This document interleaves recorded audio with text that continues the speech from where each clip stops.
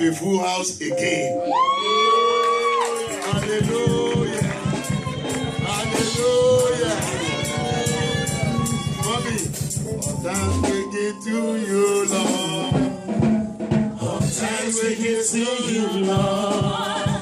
Oh, thanks we give to you, Lord. We give to you, Lord. We give to you, Lord. Oh, thanks we give to you, Lord.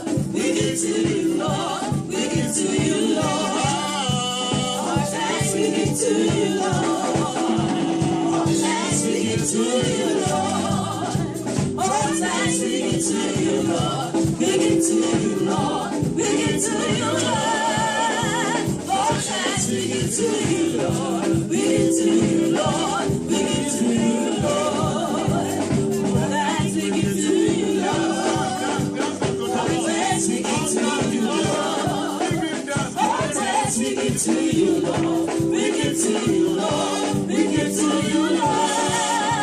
Oh, thanks we give to you, Lord. We give to you, Lord. We give to you, Lord. Amen. Jehovah God, we thank you. You are the Lord that made us to see this glorious and wonderful day. It is not by choice. It is you that perform it. You are the one that is directing our life. He said they directed them through the way of Red Sea. They didn't know what they would face in the front. They faced a dilemma, but the Lord took over. Lord, we bless you. Every junction of dilemma that we are in our life, we know that you are in charge. We may not know, but we may not recognize it. But all that we understand is that the God that is leading us cannot mislead. Blessed be your name this afternoon. Blessed be your name this afternoon. And I yield myself to you, Lord. And I pray that this tongue will be used this afternoon as a pen of ready writers. It will deliver the message. It will never miss the address. The zip code will never get lost. And you will get your package. In the name of Jesus. Devil, in one word, I address you. Get out of this environment. Get out. I sanitize this environment with the blood of Jesus. Let the blood of Jesus sanitize everyone. Every demonized hearer today, I bind you. I cast you out from this environment. In the name of Jesus. Let the word come with grace. Let it generate fruit. And let the fruit abide. Let it remain. In the name of Jesus. Blessed be your name, O Lord. In Jesus' name we pray. Amen. Praise the living Jesus. You have your feet. God bless you. I observe the protocols. I am not a man on my own. I have leaders on top of me. And I celebrate their life every day. I have one in my left, I have one in my right. They are all my leaders. And I'm counting upon the anointing. And the Lord will deliver the message in Jesus' name. Amen. Sir, the Lord bless you. My daddy, God bless you. Amen. Amen. And all the women in the house, I recognize you. I see my wife on my right hand side. The Lord bless you. Amen. And all the mummies, you are all blessed. The whole church, I love you all. God bless you all. Amen. The topic we are considering today is another law in my member. Another law in my member. As we read it in the book of Romans chapter 7. Praise the Lord. Hallelujah. Another law in my member. That's the title. Listen to me. It's going to be a great teaching. It's a teaching that will have consequence in heaven. Praise the Lord. Hallelujah. It's a teaching that is going to have consequence in heaven. And you have to listen. I made a little history of the book of the Romans, written by Apostle Paul, who was the one that actually wrote the epistle. The book of Romans is a classical epistle of Paul. Classical in the sense that it looks like the summary of the whole Bible. It talks about salvation to those who have not believed. He said to the Gentiles. He said to the Jews. He said to the Romans. He said to everybody. The book talks to everybody. He wrote the epistle actually 26 years before he actually visited the city of Rome. He wrote the book after finishing the book of Corinthians. 26 years after. That's about 3 decades. Paul visited Rome. He heard about the church that was growing up there. He heard of what God was doing in the church. Therefore, he has to write. He write the letter for why did the church get to Rome? We see what happened in the day of Pentecost. So many people came all over the world to Jerusalem. And on that day, the Holy Spirit came there. So when they went back to their cities, they all went with gospel. And they started preaching. They heralded the word. And when you go to the Acts of Apostles chapter 8 verse 4, because of the persecution that arose in Jerusalem, all of them were scattered. They were scattered abroad. Doing what? Preaching the gospel.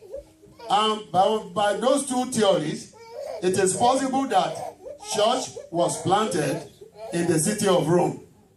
Praise the Lord. Hallelujah. And Paul heard about it. Paul was not a Christian in Acts of Apostles chapter 1. You see? Then later on, he was converted. He heard about that church of Rome. Then he wrote them a letter. And this is the epistle.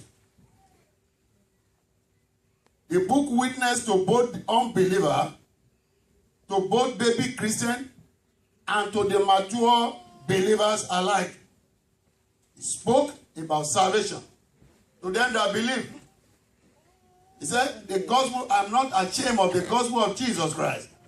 For it is the power of God unto salvation to them that believe. He said to the Jew first, and then to the Gentiles. Praise the Lord. Hallelujah. So it talks about the baby believers as well, those who are just got converted. Are they going to walk with the Lord? And those who think that they are already founded in the world, are they going to be established?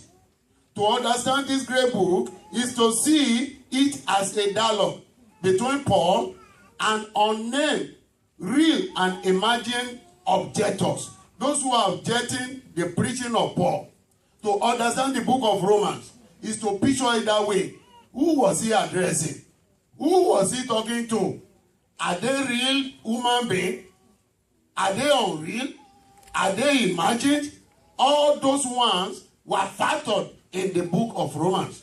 For example, in this chapter 7, which we are going to consider today, you see the word I there. I was used 40 times, almost 40 times in that chapter alone. Who was he addressing? Was he talking to himself? Or was he talking to somebody? So, that is the only way you can understand this book very well. Picture it as a dialogue between the Paul and this objector. But at the end of the day, Paul methodically presented the gospel of grace, by which we were saved through faith, anchored on Jesus Christ and the cross.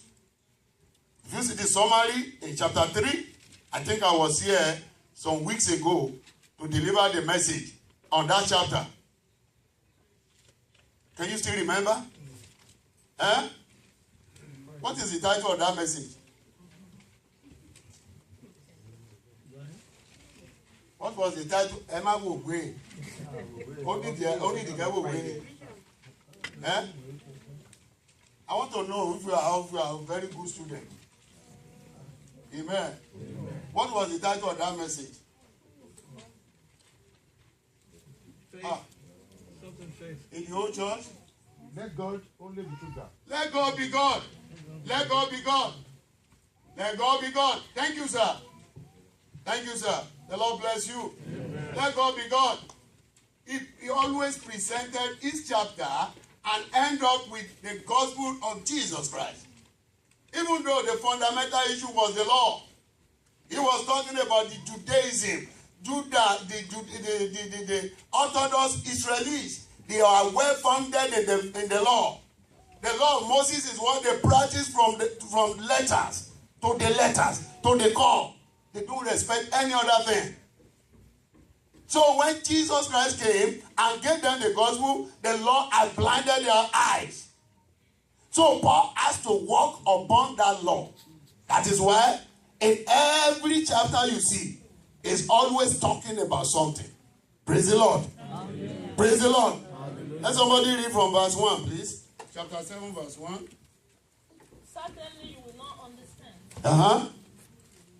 Understand what I am about to say. You may not understand it. I like that Bible. Yes. My brothers. Because all of you know about law. The law rules over people only as long as. Look at the way it's describing metaphorically. A married woman. For example. Yes. Is bound by law to her husband. To her husband. As long as he lives. As long as that woman lives, is bound to the husband. Yes. But if he dies, then she is free from the law that bound her to him. So then, if she lives with another man, while her husband is alive, she will be called an adulteress. But if her husband dies, she is legally a free woman and does not commit adultery. If she marries another man, that is how it is with you, my brothers. As far as the law is concerned, you also have died because you are part of the body of Christ. And now you belong to him who was raised from the dead in order that we might be useful in the service of God. For when we live according to our human nature, the sinful desires stirred up by the law were at work in our body, and all we did ended in death. Now, however, we are free from the law because we died to that which once held us prisoners. No longer do we serve in the old way of the written law. Thank you, ma'am. The new way of the Spirit. God bless you. Amen. Pay particular attention to those verse 4. It said, wherefore, my brethren, ye also are become dead to the law by the body of Christ, that ye should be married to another, even to him who is raised from the dead, that we should bring forth fruit unto God. We are buried with the law, but we rise with Christ. Praise the Lord. Amen. That's why I say the Lord does not reign on us anymore. What's he talking about? He said Lord is giving law, as we see it in this chapter, is given as an expression of the will of God to mankind. Law is holy and undefiled, and everyone is searching for the way and manner to justify themselves through the law. As a matter of fact, we want to prove that all the 10 laws of Moses, I keep them. I understand them. I live by them.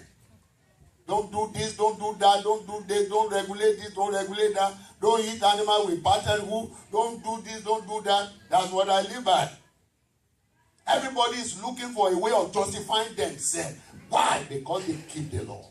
So when you see another person that is not keeping the law, how do you say this one is a Christian?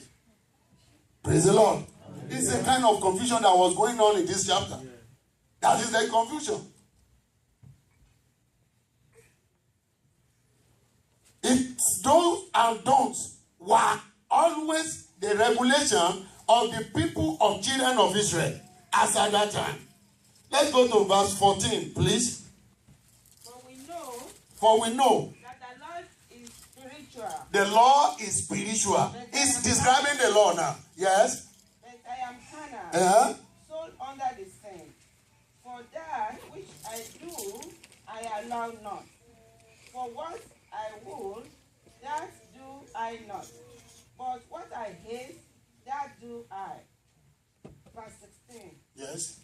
If then I do that which I will not, I consent unto the law that it is good. Now then it is no more I that I do it, but sin that dwelleth in me. For I know that in me, that is in my flesh, dwelleth no good thing. For to will is present with me, but how to perform that which is good I find not. Can you see the confusion? Confusion. Go ahead, mommy. Verse 20. Read it to verse 20. For the good that I will do, The not, good that I will do, not yes. for the evil which I will not, That I do. Now, if I do that, I will not. If it is no more, I that do it, but sin that dwelleth in me. Hallelujah. I want somebody to read Galatians chapter 5 verse 17 to buttress this thing we are talking. It's a proper argument that we can see in the scripture. Yes? Galatians chapter 5 verse 17. For the flesh lusteth against the spirit. That's number one.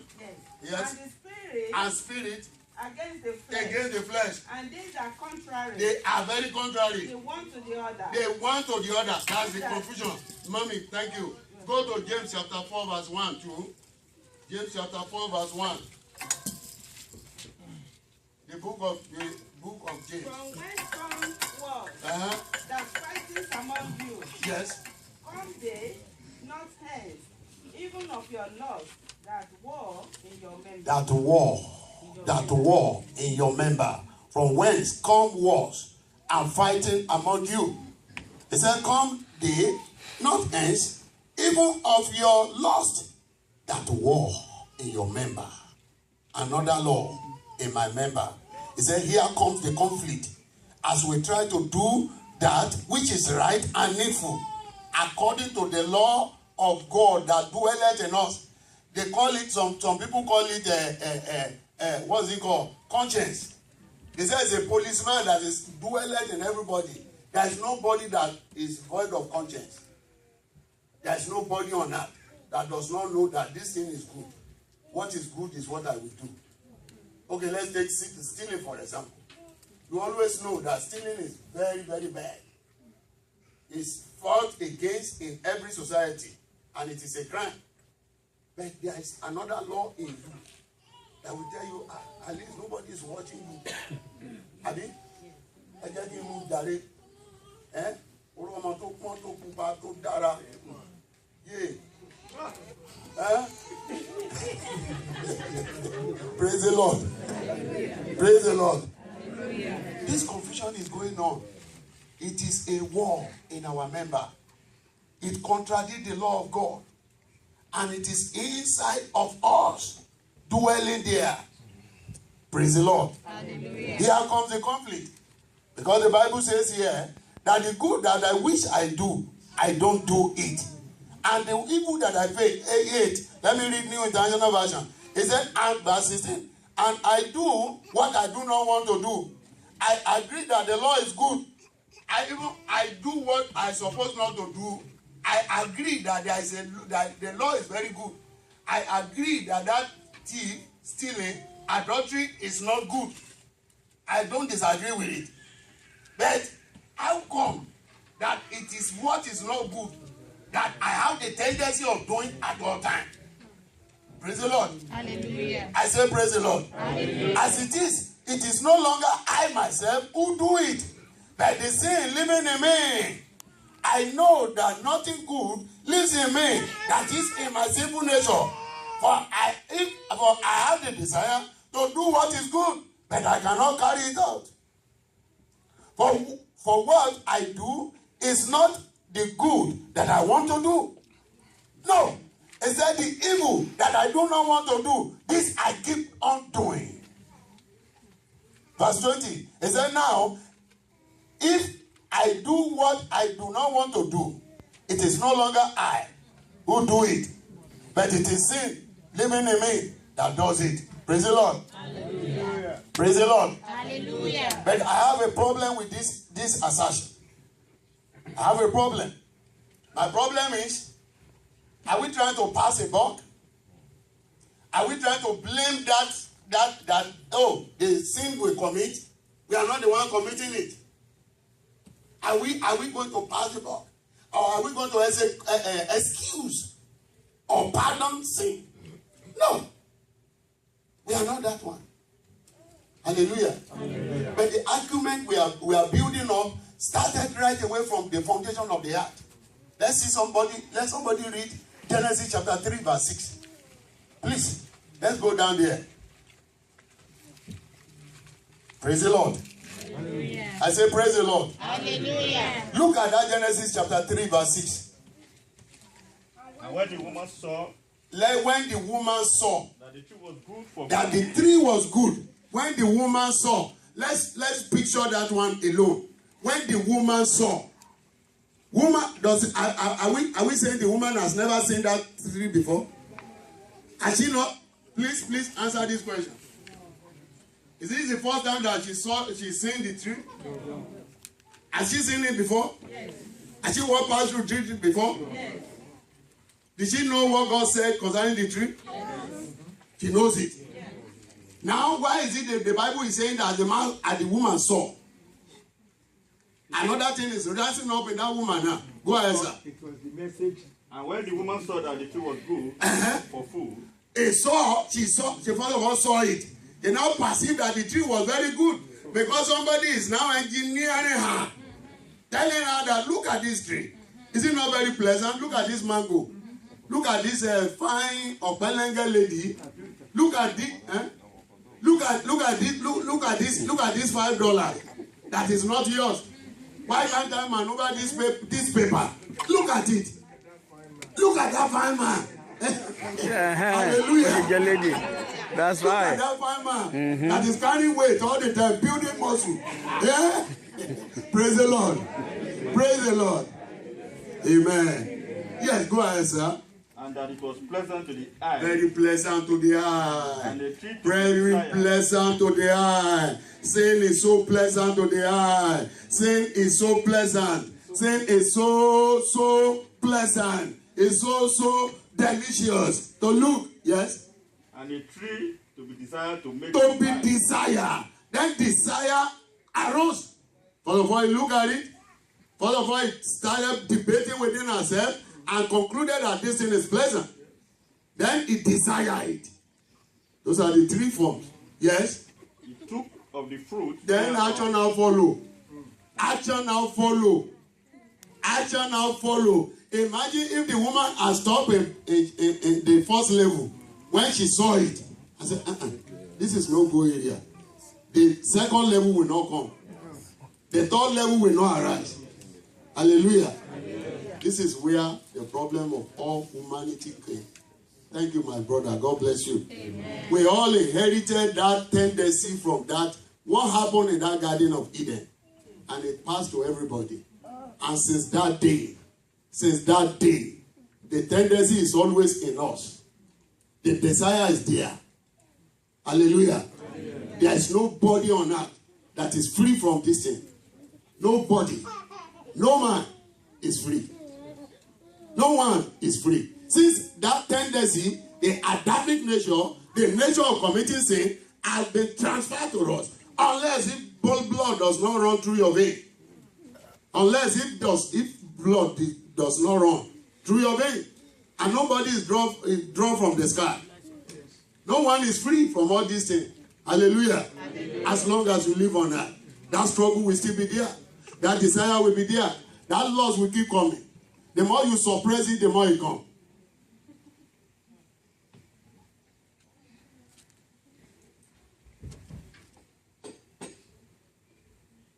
Praise the Lord. Hallelujah.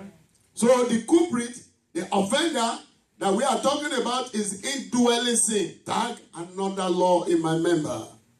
Though we cannot excuse sin, but the nature is very pandemic. It's an endemic to all human beings. So that all mouth can be silent before the Lord. So that nobody will say, yes, I am justified. Everybody is condemned before the Lord. And the Bible says the wages of sin is what? Is death. That is it. That is it. So that's the situation of everybody. The conflict of these two natures rages on.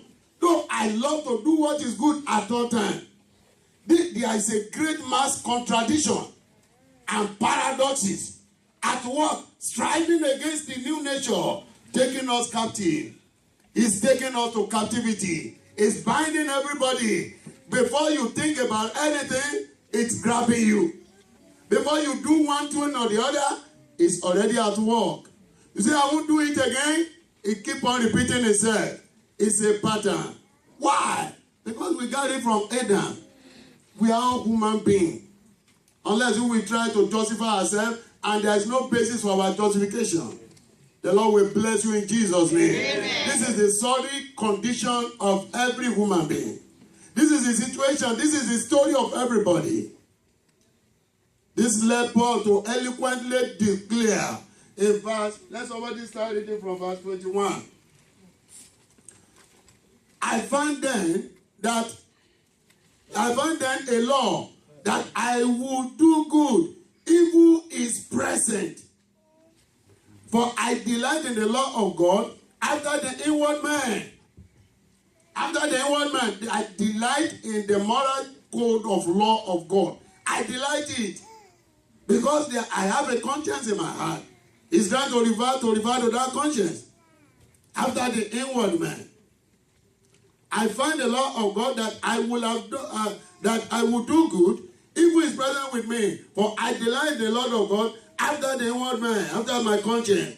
But I see another law in my member, warring against the law of my mind and bringing me into captivity to the law of sin, which is in my member. Verse 24.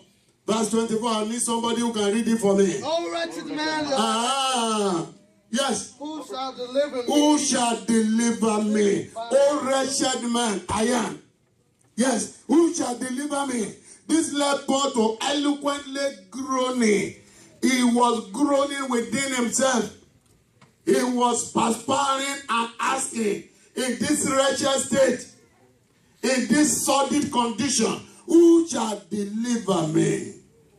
Who shall rescue me? From what? From this indwelling sin. From what? From this confusion. The confused state that I am. From this paradox. From this great mass conflict going on within me. Who shall deliver me? Praise the Lord. Hallelujah. But the journey did not end here. Hallelujah. Hallelujah. Hallelujah. Verse 24 says, the indwelling sin is greatly overwhelming. Who shall deliver me from this repulsive and offensive bondage? Who shall deliver me from this captivity that I found myself? Who shall deliver me from this Adamic nature that I inherited, even from the foundation of the earth? As long as I'm a human being, I inherited it. But the journey did not end here. I say praise the Lord. Hallelujah. I say praise the Lord. Hallelujah. I say praise the Lord. Hallelujah. Paul has a way of presenting the gospel, no matter how difficult the situation may be. He has a way of passionately preaching about gospel of Jesus Christ, no matter how the condition may be. Read verse 25. Somebody read it, please. I thank God through Jesus Christ. This was somebody who was lamenting in verse 24. He went ahead and said, I thank God through Jesus Christ. Yes? Our Lord. So then, with the mind, I myself serve the Lord of God. Yes. But with the flesh, the law of sin. It's now divided into two. Now, I can serve the Lord. I can serve the Lord. Regardless of all those indwelling sin, regardless of the flesh, regardless of what I'm going through, I can still serve the Lord. Do you see how the man logically presented the gospel? He has to recall. He knew the one that called him, the one that appeared to him on the way to Damascus Saul, why persecuted thou me? It is a hard thing for you to kick against the priest. He said, who are you, Lord? Who are you, Lord? Then he said, I am the Lord, Jesus Christ, whom thou persecuted. He said, what can I do? He said, now go to Damascus. Go to where you are going. I have prepared a prophet for you. He's going to tell you what you are going to do. And that same Jesus Christ appeared to Ananias. He said, this instrument is coming. It's going to be a potent weapon in the kingdom for me. And I'm going to show him what he's going to suffer because of gospel. And eventually, this man is changed his course.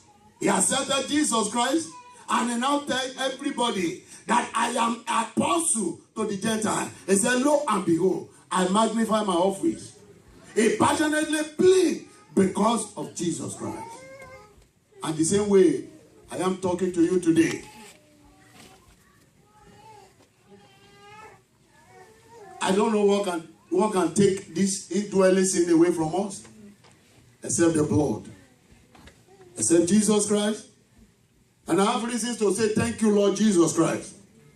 And I have reasons to thank him for the Calvary. And I have reasons to tell the church today that the owner that died for the church is Jesus Christ. None of us died for you. We are only presenting the way to you. We are only telling you, Pastor. Paul said, I know the terror of God. Therefore, I persuade all men everywhere to accept Jesus Christ as your Lord and Savior. He said, thanks be to God through Calvary, Jesus Christ. He did not say James or Olapo. He said Jesus Christ purchased the grace to cross the indwelling sin inherited from Adam. That is, Adamic nature is paralyzed. Nothing can take away this conflict of two natures from us. The first nation to serve the Lord, another nation to do not serve him. Those two conflict together in our heart. Nothing can take it away than Calvary. Hallelujah. Hallelujah. Hallelujah. Hallelujah. Ladies and gentlemen, I take the journey further. I said, being born again is a moment of faith. The book of Romans chapter 10 tells us that. Chapter 10 verse 17. He said, with mouth confession is made unto salvation. Where the heart man believe unto righteousness. You believe in the Lord Jesus Christ and thou shalt be saved. Hallelujah. Hallelujah. Hallelujah. That is the first step. That is called salvation. Being born again is a moment. But becoming like Christ-like is a lifelong process. Nobody has ever attained it. That's why Paul always advises everybody that I press forward. I march on. I try to grow. I move ahead. I do not stop at where I am today. I'm not stopped. Today I got it. Tomorrow I'm looking for more. I'm advancing more. I just want to be like him. Colossians says, until Christ is forming us. You see? Until we are all grown to the fullness of Christ. To that full stature of Christ. Christ-like process continue to go on. And it will not stop until you die. That is what is called sanctification. Even though salvation is instantaneous, salvation will take away pride from you. If you are a proud person, if you are very pompous, you are very heady, you are untouchable. Look at our lesson this morning. See, if you are that kind of person that is so heady, unteachable, or untouchable, God will first of all deal with that pride. God will deal with that pride. You see? And God has a way of pruning you down until you now become what you want to use. He will first of all put you through the furnace of affliction first. Then you see where you are. You say, eh? So there's something that can humble me. God will first of all humble you. Remember the way he took Moses. He has to prune Moses for almost 40 years. He sent him to go to Midian, to go and learn there. You know, it was with animal for 40 years. And this is somebody that God wants to use to make him take his people to the promised land. So all of us, we are still in his school. He's still pruning us. He's still tailoring us.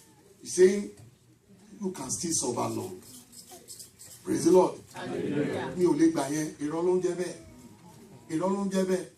As long as you accepted Jesus Christ, there is nothing you cannot back. You will accept everything. You will. You will, for Christ's sake. If you want to get to heaven, you have to be humble. You have to be teachable. You have to be available. Praise the Lord. Hallelujah. Praise the Lord. Hallelujah. I say praise the Lord. Hallelujah. Does it mean that this nature will see not spring up? It springs up, and everybody. I don't know who you are. You will call yourself a pope. This tendency will still be generating itself all the time. But how do you silence it? Before you look to yourself one time, look to Jesus Christ 10 times. Before you think of what you can do, think about what he can do. Before you can say, hey, I am bigger than this, I'm done that. Look unto Calvary. It is Calvary that is bigger than us all. Praise the Lord. Hallelujah. I said before today, before we look to ourselves, we should look to Jesus Christ 10 times. Why? Because Jesus is the author. Jesus is the finisher of our faith. To author is to start anything. You authorize it. You can still keep it. He's the one that keep it. He's the one that's going to end it. As he has not ended it, keep on looking unto him. Keep on looking unto him. The indwelling sin will show himself every day. If he's not showing himself unto you, I will tell you, you are a liar. You are a deceiver. You are a hypocrite. He shows his ugly head. He rears right here. He rears right here. Over there, he rears himself. But what we do all time is we look unto Jesus. We look to Calvary. What we say we cannot accept, what do? We accept it. We say because of Jesus, because of Calvary, I am going to come again. I'm going to be there. I'm going to believe. I'm going to pray more. I'm going to seek him more. I'm going to endure more. Praise the Lord. Hallelujah. And that's how to conquer it. Finally, let's read some pages of scripture so that we can understand this lesson. As long as we are looking unto Jesus Christ, the author and finisher of our faith, his righteousness is imputed unto us. Come on, say imputed. Imputed. Imputed. Let's see 2 Corinthians chapter 5, verse 21. 2 Corinthians chapter 5. 2 Corinthians chapter 5, verse 21. As we keep on looking unto Jesus Christ, what does he do? He imputes his righteousness unto us. Yes, who is reading that? For he has made him Yes. to be sin for us. He made him to be sin for us. Who knew no sin. Who knew no sin? That we might be made The righteousness of God in him. We cannot be made the righteousness of God through our obedience and serving the Lord. Church, listen to me. The emphasis we are making over there, please, may I put it back. Through our own personal effort, we cannot become the righteousness of God. But we can become the righteousness of God through him, Jesus Christ, who knew no sin. That is what made him qualified. He knew no sin. He was here. He walked upon the street here. And he knew no sin. Through him we can become the righteousness of God. Hallelujah. Hallelujah. If that one is taken, let's move further. Romans chapter 1, verse 16 and 17. Romans chapter 1, 16 and 17. For I am not ashamed of the gospel of Christ, for it is the power of God unto salvation to everyone that believeth, to the Jew first, and also to the Greeks. Number 17, man. For therein is the righteousness of God revealed from faith to faith, as it is written, the church shall live by faith. Therein, in what? In gospel of Jesus Christ. Righteousness of God is being revealed. If you accepted Jesus Christ through faith, the righteousness of God is revealed to you. That's what he's telling us there. Romans chapter 7, verse 4. Praise the Lord.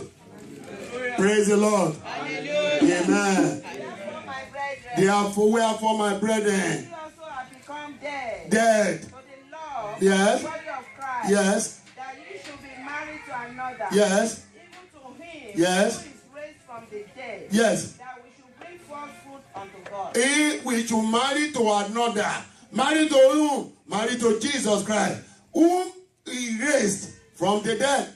He never raised me from the dead. He never raised any of the pastors here from the dead. He raised him from the dead so that he can become our husband today. He said, marry to him, looking unto him, the author and the finisher of your faith. Can we see another one in Romans chapter 9 verse 30? Romans 9:30, please. What shall we say then? Uh-huh. That the Gentiles, which followed not after righteousness, Yes. have attained to righteousness, even the righteousness which is of faith. What shall we say then? You know, it's talking about the Gentile now. Who follow not after righteousness, but have attained to righteousness, even the righteousness which is of faith. These people did not task after the law of Moses. That's what he's saying. What can we say then? That because of simple faith of believing in Jesus Christ, we now declare them righteous. These people did not go under this excruciating process of circumcision. They didn't circumcise them, but they did believe in Jesus Christ. Now, the righteousness of God is imputed unto them. Praise the Lord. And finally, Romans chapter 3, verse 22. What does he say? Finally. He said, what shall we say then? Okay. Even the righteousness of God, which is by faith of Jesus Christ, you know, unto us, unto all, and upon all of them that believe. For there is no difference, there is no distinction upon all that believe, upon everyone that believe. The righteousness of Christ is imputed unto them. Therefore, they are over everybody of sin. The Lord will bless you. Amen. I say God will bless you. Amen. Let's be on our feet. Hallelujah. Before I leave this place, I want to give you the opportunity of accepting Jesus Christ today. You need to accept him. You need to key into this thing we are talking about so that the journey can be well. If you have not accepted Jesus Christ as your Lord and Savior, this is a serious time, please. I want you to signify yourself. Everybody close your eyes. Close your eyes today. Nothing can wash my sins away except by the blood of the Lamb. Nothing can take away my sickness except the blood of Jesus Christ. Oh, precious is the blood. Precious is the flow that wash me from sin. That make me as old. Nothing can I do again. I want you to raise up your hand if you want to accept Jesus Christ.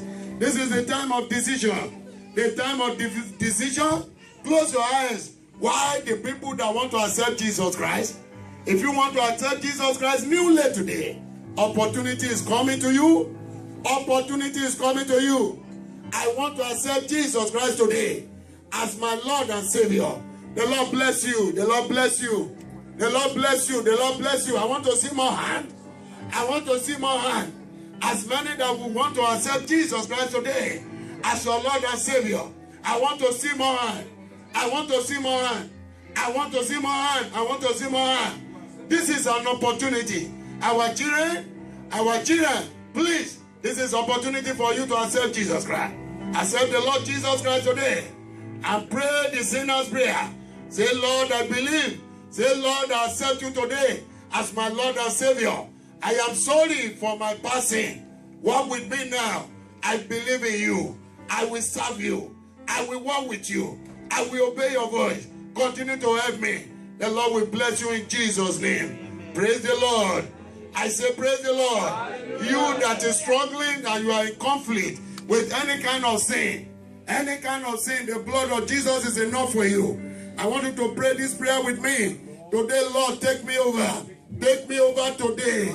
Help those ones that are still struggling. I am still struggling with smoking. I am struggling with adultery and fornication. I am struggling with lie. I tell lie and fight. I can cause confusion anywhere. I want you to signify today by praying this prayer. Say, Lord, I come to you today. Newly help me. Help me out, Father. Help me out, Father. Let your righteousness be putted in me. Let that damaged nature go. I command today every new law that I found in my member that is troubling the law of God. I cancel it today. I call upon Calvary. Let Calvary deal with them and take them away, Father. And let us serve God in the newness of life. The Lord bless you. The Lord bless you. The Lord bless you. Pray for yourself that God will continue to hold you as you turn it race to heaven. As God is taking us to heaven, that the Lord will help you. That the Lord will help you. That you will not fall by the wayside. That God will help you to the end. The Lord will help you to the end. Help me to the end, Lord. Help me to the end. Don't let me fall by the wayside. Create in me